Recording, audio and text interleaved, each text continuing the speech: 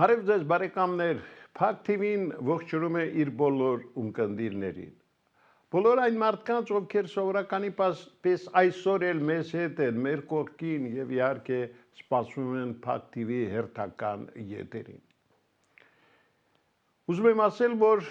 այսօր էլ չենք խախտել ավանդույթը եւ աշխատել ենք տաղավար հրավիրել մի անձնավորության, ում ձեզանից շատերը անկասկած շատ լավ ճանաչում են, խոսքս մեր շատ ճանաչված մի հաճելի անձնավորության գրող հրապարակախոս Ռուզան Ասատրյանի մասին է, հասարակական հանրային գործիչ։ Բարև ձեզ։ Բարև ձեզ, պարոն Ղուչյան։ Դե Ռուզաննա, ես իսկապես շատ ուրախ եմ, երբ դուք ամեն անգամ գալիս եք Փակ TV, որտեղ մենք ձեզանից միշտ ակնկալում ենք բարձ, բաց, անկեղծ, թափանցիկ խոսք։ Եվ այդ սկզբունքին դուք միշտ դավանել եք։ Հիմա տեսեք, մենք պիտի սկսենք մեր զրույցը մի շատ ցավոտ հարցի շուրջ, էկոլոգիա։ Այնինչ տեղի ունեցավ Երևանում մի քանի օր առաջ, սարսափելի էր այն։ Իհարկե։ Մթնոլորտ, այն աղտոտված, այդ ծուխը, չգիտես, ուրիշ երկրներում անգամ ամենադաժան պատերազմներից հետո նման իրավիճակ չկա, այդ մթնոլորտային, չգիտես, երևույթը ինչպես է առաջանում։ Խնդրեմ։ Շնորհակալություն նախ հրավերի համար, ուրեմն շատ ցավոտ հարց է սա, որովհետև Երևանի էկոլոգիայի մասին հաճախ են խոսում մանավանդ մասնագետները, բժիշկները, թե ինչ վնաս է պատճառում երևանաբնակներին, եւ ոչ միայն այդ օդը կանգնած չի մնում, օդը տարածվում է նաեւ Հայաստանի տարբեր գյուղերի ու քաղաքների վրա։ Երևան քաղաքի հետ կապված պետք է ասեմ, որ իսկապես այդ օրը, որ բացառիկ էր իր երևույթի մեջ, իր ծավալային ընդգրկումով, որտեղ շատ էր, այդ ծուխը լրիվ տարածվել էր երկնակամարի վրա Երևանի եւ մարդիկ արդեն այն ովքեր որ սրտի հիվանդություններ ունեն, ճնշում ունեն, տարբեր ընդհանրապես հիվանդ մարդիկ, ծերերը, երեխաները, նորացիները, հղիները, դուք պատկերացնում եք դրանց վիճակը։ Քիչ չի ուրեմն Երևանում կառուցվող այս 100 հազարավոր, ես կասեի, բազմահարկերը, որոնք կառուցվում են առանց վերահսկողության, առանց ջրցանների, փոշիների առատության մեջ, քիչ չի Երևանաբնակները դա շնչում են ու լռում են, մեր ժողովուրդը խիստ, այսպես ինքը իր, ոնց ասեմ, համեստության մեջ, նաև որքան աղմկարար է, նույնքան նաև անգերազանցելի համեստ է հայ ժողովուրդը, հետո ինչ որ ձայն չի անում։ Դա պետք է նշանակի, որ տարիներ առաջ ուրեմն Ճապոնիայից մասնակիցներ էին եկել Հայաստան եւ որոշել էին, որ անպայման պետք է կառուցեն աղբի ուրեմն օգտագործման գործարաններ, որտեղից եկող դե գազ է արտադրում, գազն վառելիք եւ այլն, այդ օգուտները բավական մեծ են եղել եւ խոստացել են, որ դա անպայման կկառուցեն։ Ընթացք են տվել, կազմել են ծրագրեր եւ այլն, հետո ինչ հանգամանքներ, որը մեր բոլորի համար անհայտ է, այդպես էլ 30 տարի շարունակ դա մնաց անկատար։ Հիմա օգոստոսին նույնպես նման մի դեպք եղավ եւ իսկապես ավելի հիմա շատ ավելի տարածական էր այն ժամանակ էլ եղավ ու շատ վտանգավոր էր մենք շատ անհանգիստ էինք դե քաղաքապետը մյուսները պատասխանատուները խոսեցին այդ մասին խոստացան որ շատ արագ այդ հարցը կլուծեն որ նախագծեր են կազմի եւ այլն այդ ինչ նախագծեր են որ այդքան երկար է տևում ուրեմն լավ մասնակետ հրավիրեք Ճարտարապետական ինստիտուտ ունենք, մասնագետներ ունենք, կանչեք, կարկադրեք, ասեք, որտեղ դա կատակ է կանում, որտեղ այդ Նուբարաշենի աղբավայրը այնտեղ մենք չգիտենք թե ինչ թունավոր նյութեր կան, եւ դա ինչպիսի ազդեցություն կթողնի մեր բնակիչների վրա։ Չէ որ Հայաստանը տարապում է քաղցկեղից այն ամենակարճ բանի տակ է գտնվում նա, հաշվի տակ է գտնվում, ամենատարածվածությունից մեկն է Հայաստանում քաղցկեղը Չի կարելի, այդ նյութերը մենք ինչ գիտենք, վաղը միսօրը յուրաքանչյուր 4-րդ մարդ Երևանում կամ Հայաստանում ունի նման ծանր հիվանդություն,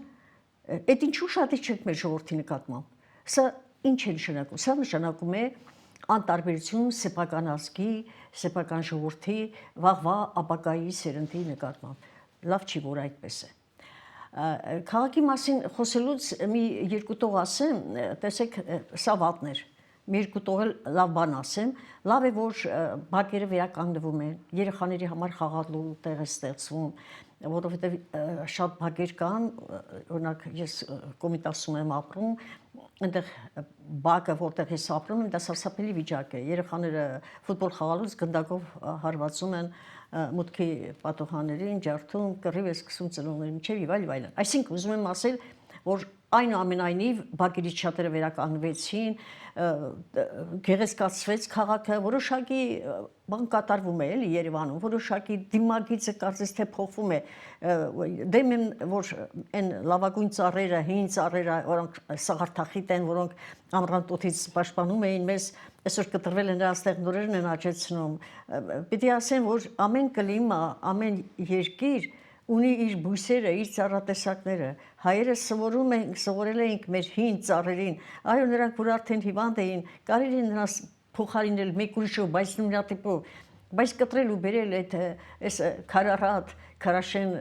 քաղաքի համար, որը արևի ճառագայթները որսում է, ամռաններով շատ տոթ է լինում եւ թողնել մեզ այդ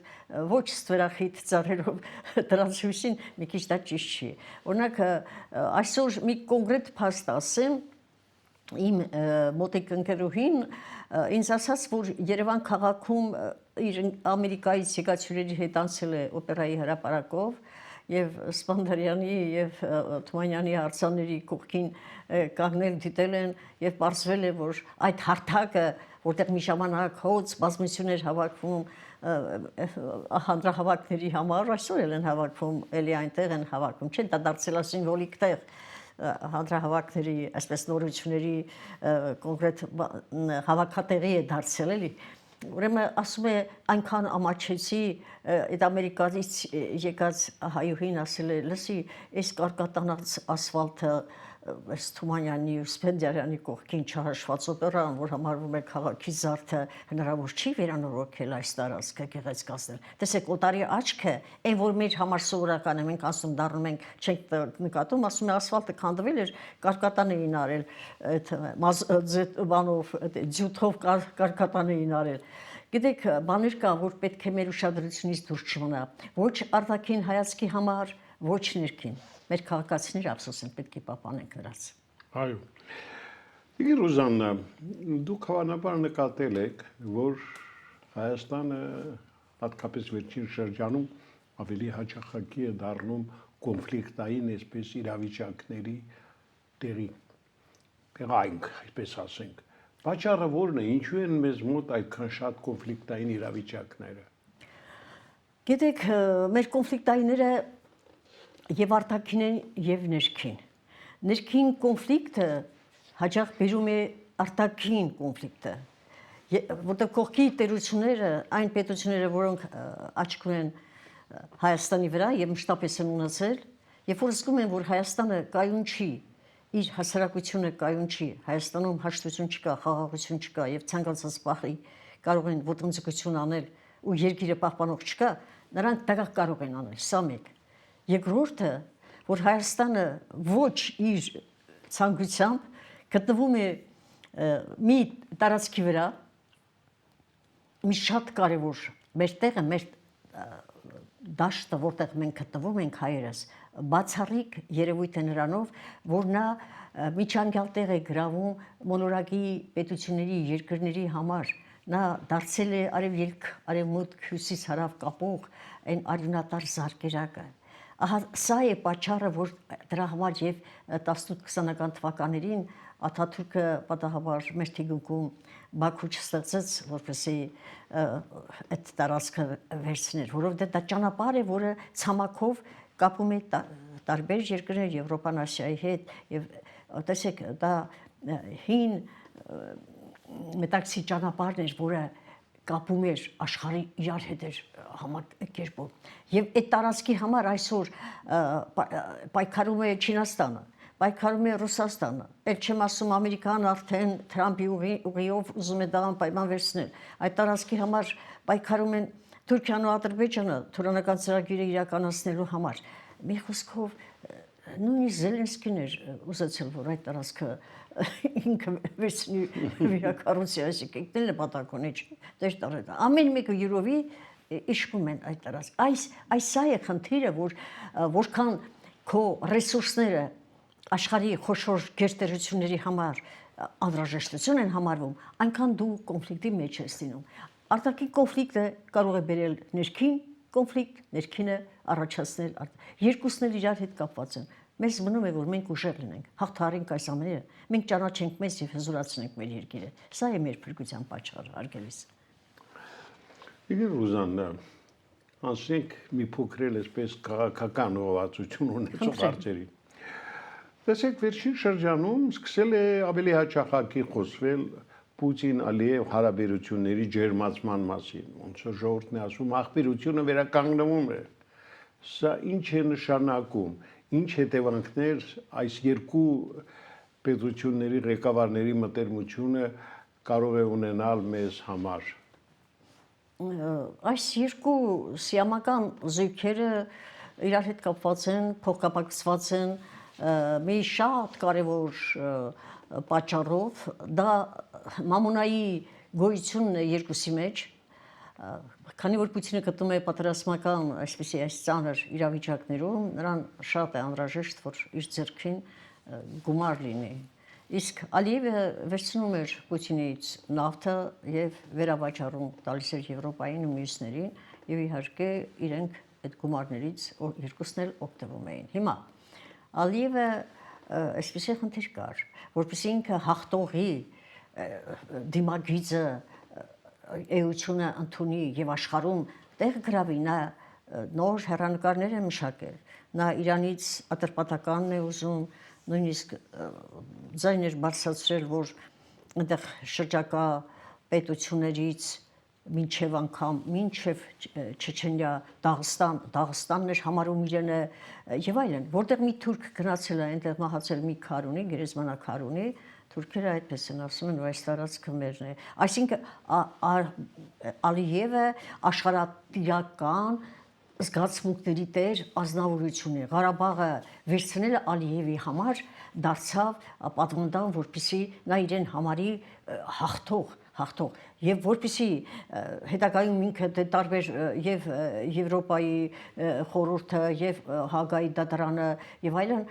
իր նկատմամբ սանկցիաներ էին տրամադրել Ալիևի, չէ, նա որպեսզի լեգիտիմացնի հիմա աշխարհում մեկ հայրից դարձրել է օկուպանտ, հայտարարում է, որ հայերը այդ տարածքում չի եղել, նույնիսկ երեքից մինուտ էին ուղարկել Ալիևի ելույթներից մեկը, կարծեմ Ալ Ջազիրայի հետ ելույթը իր հանդիպումից հետո այդ մի հատված էին դրել, որտեղ ինքը ասում է, որ հայերը սկի այդ տարածքներում չեն էլ ապրել Արցախում, ոչ էլ Հայաստանի լեռներում են ապրել, դրանք բոլորը իմ հայրենիքն է եղել, նրանք բոլոր թուրքական անուններով են գրվում, էլ չի ասում, որ Շահ Աբբասից դրանից առաջ որ եկան Հայաստան, հայերին արտագաղթեցին, այդ գյուղերն էլ 2-3 տարի մնալով իրենք նոր իրենց անուններով էին կնքում, հայերս էլ շատ անտարբեր են, մեզ թվում է, որ մենք այդտեղ ապրում ենք, խաղաղ ենք, այդ խաղաղության ընթացքում իր հետ ոչինչ չի լինի։ Այ հայերիս ամենամեծ թերությունը դա է, որ հիմա Ալիևը կարող է ավելացնել 5 միլիարդ դարձնել իր նախարարությանը տրվելի գումարը, իսկ մեր գումարները պաշտպանության նախարարության կրճատում են։ Այդ տեսեք Ալիևի դերը սա է։ Ինչու, որովհետև մենք պատրաստում տանուլ ենք տվել, մենք տանուլ չենք տվել։ Պետությունները 5 պետությունները պարտադրեցին, որ մենք տանուլ տանք։ Հիմա Ռուսաստանի նախագահի հետ այո, իրենք ընդհարվեցին, իբրև թե Ալիևի այդ ինքնաթիռն էր Ալիևը պատճառը բռնում, բայց այստեղ տարբեր հարցեր կար։ Ալիևը ուզում էր եւ Էրդողանից, եւ Պուտինից ազատվի, որովհետեւ նրանք ինչ են նրանց շնորհիվ Արցախ տրվեց իրեն։ Դա որպես պարգև, այո, սկուտերի վրա հասնեցին Ալիևին։ Այդ բոլորը ներքին գործոններ են, որոնք չի ասում, չի բացահայտում, բայց այս ժողովուրդային խախելացի է, ռուսներն են այդ մասին ասում, որ մնաց հայերս։ Մենք էլ շատ լավ գիտենք, որ դա տենց է։ Եվ այդտեղից սկսվեց կոնֆլիկտը, իսկ Պուտինը չի ներում այդ բաները, նա որպես մեծ տերության կայսր նա դա չներեց եւ մեզ այնպես էր թվում ուր որ է նույնիսկ ես էի խափնվել ասում էի Արցախ գրավելու է բայց դրանից առաջ ես մասնամակ էի գրել Պուտինին ինչ այլոց որ եթե վերադարձրեք մեզ Արցախն ու Նախիջևանը այս ժամանակ ես գիրք գրեմ ձեր մասին որպես հայերիս բարեկամ Իսկ այդ նամակը պատասխան ունեցավ Նամակը պատասխան չունեցավ, ռուսերեն էին թարգմանել ուղարկել էին, բավականին արձագանքներ ունեցավ, բայց պատասխան չունեցավ։ Հետո դրանից հետո որ սկսվեց այս կոնֆլիկտը, ես այնպես էի ուրախացել, ամեն օր նայում էի լուրերը, մինչև վերջ, սպասում էի թե երբ հաղթելու Ալիևին, բայց ինչպես տեսնում եմ այս քանի օրը բավականին Ալիևի այս վերջի հանդիպումը փաստորեն որտեղ արդեն թերթերը ռուսական մամուլը գրում էր, որ Ալիևի արձանը, հոր արձանը, Հեյդար Ալիևի արձանը, ուզում են հանեն, չէ՞ որ տեղադրել էին Մոսկվայում, տեղադրել էին, այդ մասին էր նույնիսկ խոսակցություններ, որ որոշվել է արձաններ անել։ Իսկ սա կատաստրոֆա էր էգոիստ Ալիևի համար։ Եվ նա բացի դա Ռուսաստանից արդեն ադրբեջանաբնակներին, ովքեր քաղաքացիներ չէին, բոլորին վտարեցին, չէր ընդունում են բեռները, որոնք մշտապես գալիս էին եւ միլիոնների պակասորդ տվեց արդեն իր երկրի ներսում, բավականին սոցիալական ծանր աղետ էր սկսվում։ Այս բոլորը Ալիևը զգաց, որ այն անձը չի շատ է խորացել դեպի Ռուսաստան, չի կարող այդպես ավելի վատ բաներ են լինելու իր հետ, նաև իր բենզինի խնդիրը, երբ որ այդ բենզինը արատավորված էր, այնտեղ զանազան հարցեր կա եւ այլն։ Այստեղ ինքնաթիռը պատճառ եղավ, որ Ալիևը կարողանա ազատագրվել իր հովանավորներից, բայց հովանավորներն էլ այդքան անխել չէին։ Նրան դրեցին այնպիսի դրության մեջ, նա իր ոտքով գնաց Ալիևի Պուտինի առջև խոնարհվելու եւ Պուտինը նրան այժմ, քանի դեռ պատերազմը չի ավարտվել, նրան դրական է ընդունում։ Ես հույս ունեմ, որ նրանց հարաբերությունները այդպես չի լինի առաջվա նման, որտեղ դավաճանը մնում է դավաճան։ Դե այսօր դավաճանից վաղն էլ կդավաճանի։ Հույս ունենանք։ Բայց դուք համոզված եք, որ պատերազմը ավարտվել է։ Պատերազմը ուրեմն պատերազմը չի, որ պատերազմը Հայաստանի պատերազմը թե Մեր ընդհանուր այո, այս տարածաշրջանում շարունակվող տարածաշրջանում իհարկե պատերազմը չի ավարտվել, որովհետև ճիշտ է,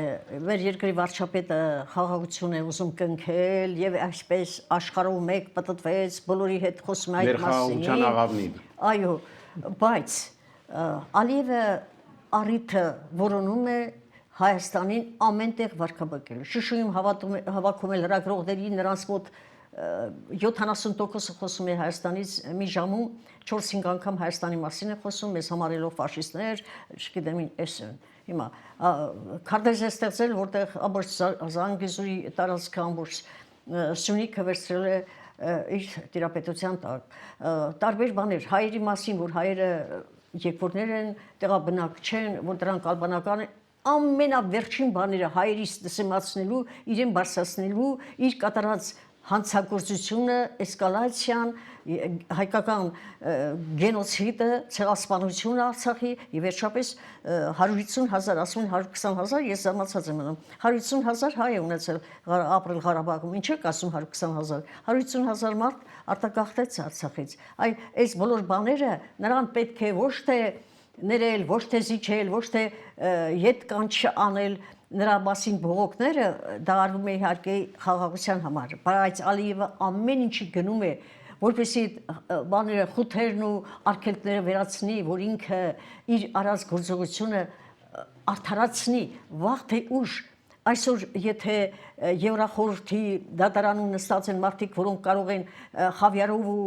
պորտֆելներով դոլարներից հուզվել եւ չիրականացնել իր արդարությունը։ Վաղը միսօրը գուցե կգան այնպիսի մարդիկ, այ արդարության մարդիկ, իսկական ժողովրդավարություն, որ դա կհասկանան, որ դա այդպես չէ, եւ Ալիևը անպայման կդատապարտվի։ Ես հույս ունեմ, հանցագործները չեն մնում։ Հանցագործները կամ իրենք են իրաց գլուխ ուտում, կամ ինքը արդեն ավելորդ է դառնում այն հասարակության համար, որը արդարություն է փնտրում եւ գնում է դեպի իսկական իրական դեմոկրատիա, կամ այն անձինք, ովքեր շրջապատում են իրան եւ իրեն դարձել են այդպես գազան եւ ինքը պատրաստ է նրանց էլ ուտել, ինչպես այ Պուտինի նկատմամբ վերաբերվեց, նրանք են իրան ոչնչացնել, ինչպես ինքը արեց Իրանի նախագահի գլխին, որը Հայաստանի կողքին էր կանգնած եւ Հայաստանը իր համար համարում էր կարմիր գիծրայիսը։ Իհարկե, Տիկին Ռուզան, այսօր էլ նույն Ալիևի եւ հատկապես Փաշազադեի այդ իրենց հոգեվոր առաջնորդի նախաձեռնությամբ շարունակվում է այն գարշելի, այն հրաշավոր արշավը հայ եկեղեցու դեմ եւ որքան դա կարող է դեռ շարունակվել։ Պարոն ջան, գիտեք ինչ, եկեղեցու դեմ է, թե այն քահանաների, որոնք իրենց բարոյական նկարագրով տարիներ շարունակ հայ ժողովրդի մեջ մտցրեցին այդ ընդվզումը, չհավատալը, եկեղեցուն դեմ գնալը, այսինքն իրենց բարքու վարքով կանչում են կնուն ծնունդների, այնքան գումար են ուզում, որ այդ մարդը կարող է այդ մարդու ձեռքին այդ փողը չունի, թաղում լինի, թե ինչ լինի,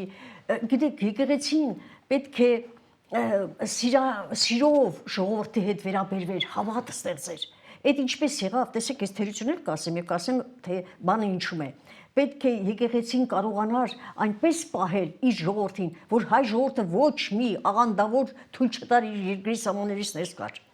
Ինչ է նշանակում, մենք ունենք հայկական առաքելական եկեղեցի, որի համար մենք գլուխ ենք խոնարհում։ Ես միշտ եկեղեցի եմ գնում։ Շաբաթվա մի օր կա, որ դա իմ եկեղեցու օրն է, ես պետք է գնամ։ Ես պետք է եթե նախորդ օրերին անգամ մի բաժակ ջուր սխալ եմ դրել սեղանից այնտեղ, ես պետք է ներողություն խնդրեմ Աստծուց։ Այ դա Աստծո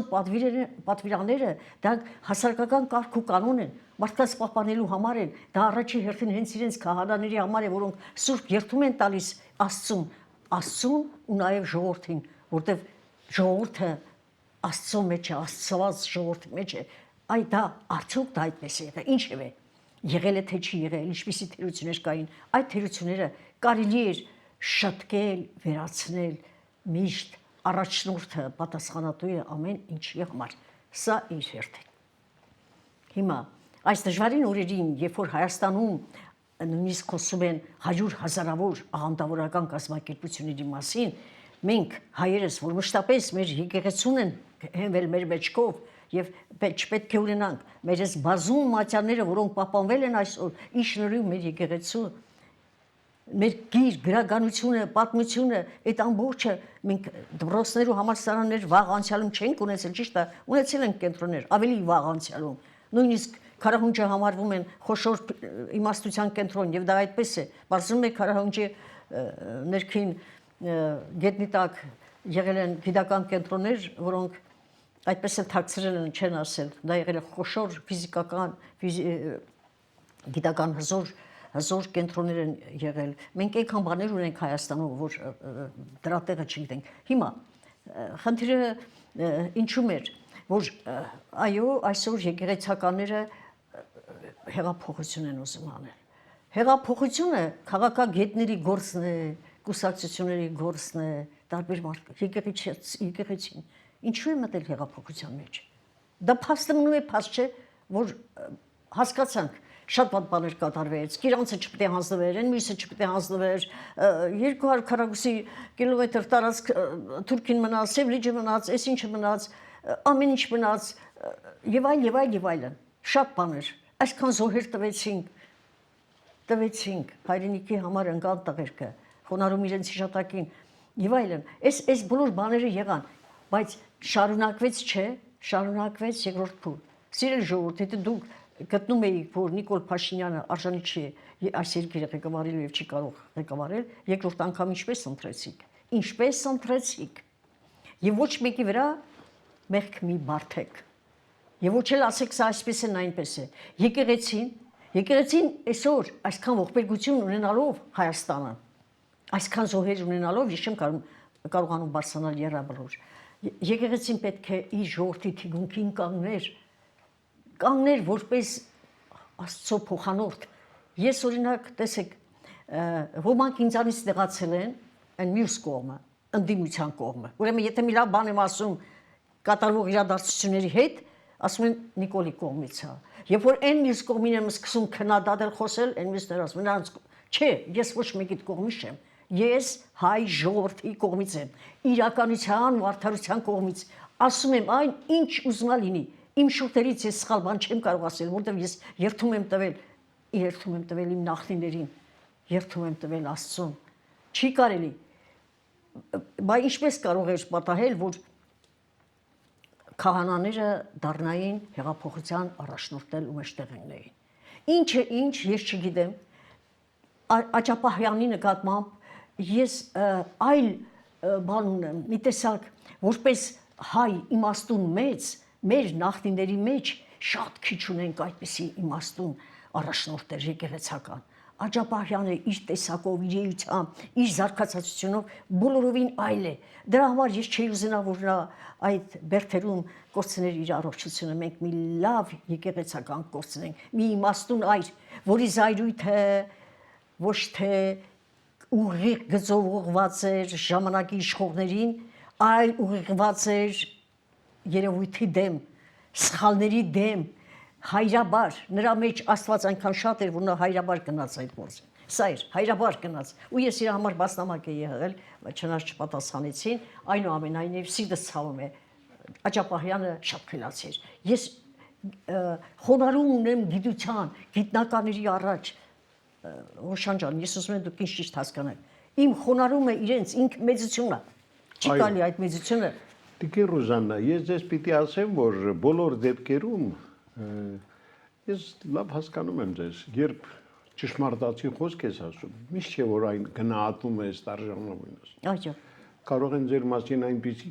այլանդակ Եվ ասում են, հասկանում եք, սիրելի ժողովուրդ, հատկապես խոսքս վերաբերում են ժեխերի բանակին, այն ոչնչություններին, որոնք ամեն առիթով փորձում են այս կամ այն արժանապատիվ մարդու հասցեին կեղտոտ մեկնաբանություններ գրել։ Մի մոռացեք, որ կա իրոք Աստծո պատիժը, որից ոչ մեկ չի կարող խուսափել։ Ինչ որ դուք անում եք, ձեր անեզքները, ձեր այդ կեղտոտ զզվելի խոսքերը վերադառնալու են ձեր սերունդներին, միջև ծորներ անգամ։ Այնպես որ մի բան գրելուց, մի կեղտոտ բան անելուց առաջ մտածեք, քանի Աստծո պատիժը ձեզ չի ասել։ Ես շատ ցավում եմ իսկապես Տիկին Ռուզաննա, ես գիտեմ, թե դուք ինչ անձնավորություն եք եւ հատկապես երբ ձեր ասեին եմ նման բան կարդում, պարզապես չգիտեմ ինչպես զսպեմ